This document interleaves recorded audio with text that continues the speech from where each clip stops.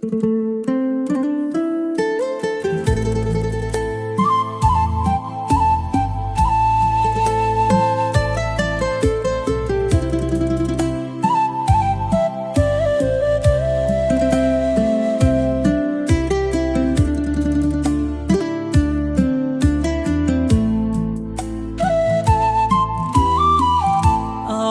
កអាចារ្យរក្សាប្រពៃណី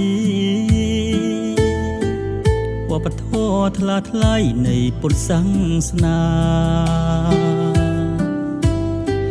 តាំងពីដំណើរគេពីដូនតាមរតកអស្ចារ្យខ្មែរពីយូរលង់ពិធីបុណ្យការអាចារ្យទូមានព្រះធម៌ជាស្ពានចាត់ចែងកិច្ចការ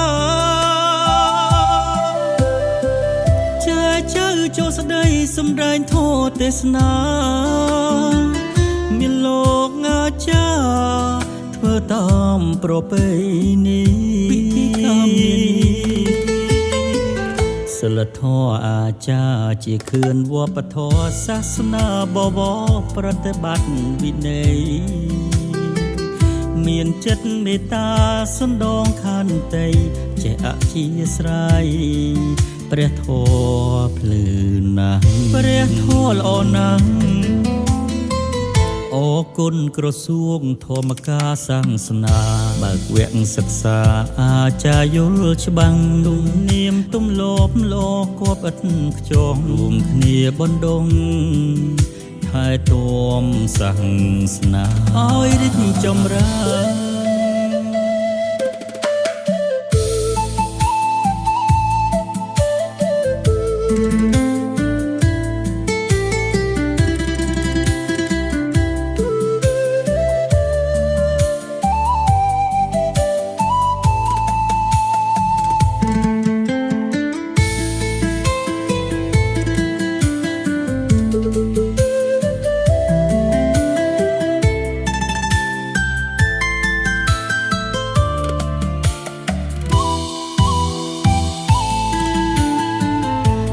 អនុសាសន៍សម្ដេចពុកថ្លៃថ្លា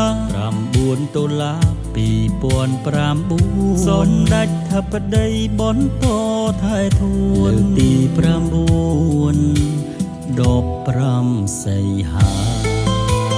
2024លើកដៃប្រណម្យដល់រតនត្រ័យសូមទួងបារមីព្រះអង្គរក្សាសូមពរសូមជ័យតពីដូនតាសសទ្រង់សាសនាថេរអមតៈជាតិសង្គម